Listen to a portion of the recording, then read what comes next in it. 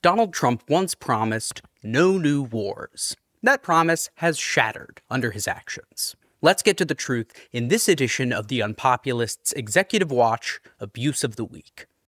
Over the past few weeks, the U.S. military has launched a series of lethal kinetic strikes on suspected drug-carrying vessels in the Caribbean and Eastern Pacific. The attacks, conducted by U.S. Navy aircraft, have brought the total death toll to over 60, none of whom were charged with a crime, received a trial, or were identified in any way to the American public. The Trump administration claims it had determined via intelligence that these boats were carrying suspected narco-terrorists, cartel and gang members transporting illegal drugs via boat to American shores, but so far has provided no proof of anything of that nature. Government leaders across the world condemned the attacks as unlawful. An illegal series of kinetic strikes outside of a nation's lawful jurisdiction sounds a lot like an act of war. The president's Article 2 powers authorize defensive action, but do not license extrajudicial killing on the open seas without oversight.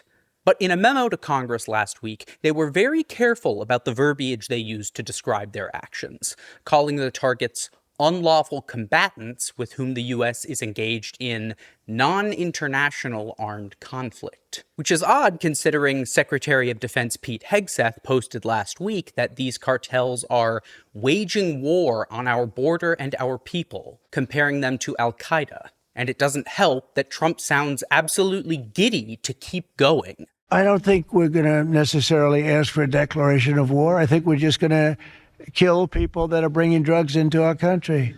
Okay? We're going to kill them. You know, they're going to be like dead. Okay? What we're watching is a president bypass congressional mandate, international law, and basic transparency. Some infer the strikes are meant to pressure Venezuela, to spark unrest that could topple Nicolas Maduro, alluded to recently by Florida Senator and member of the Committees on Armed Forces and Homeland Security, Rick Scott. If I was Maduro, I'd head to Russia or China right now. Because? His days are numbered. Something's going to happen. Whether it's internal or external, I think something's going to happen. Whatever the motive, political theater, a misguided drug war, or a geopolitical gambit, this campaign strips away the safeguards that separate lawful defense from murder.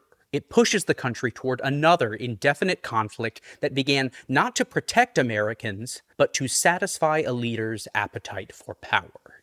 And that's your Executive Watch Abuse of the Week. To view the full archive of presidential abuse, subscribe absolutely for free at theunpopulist.net.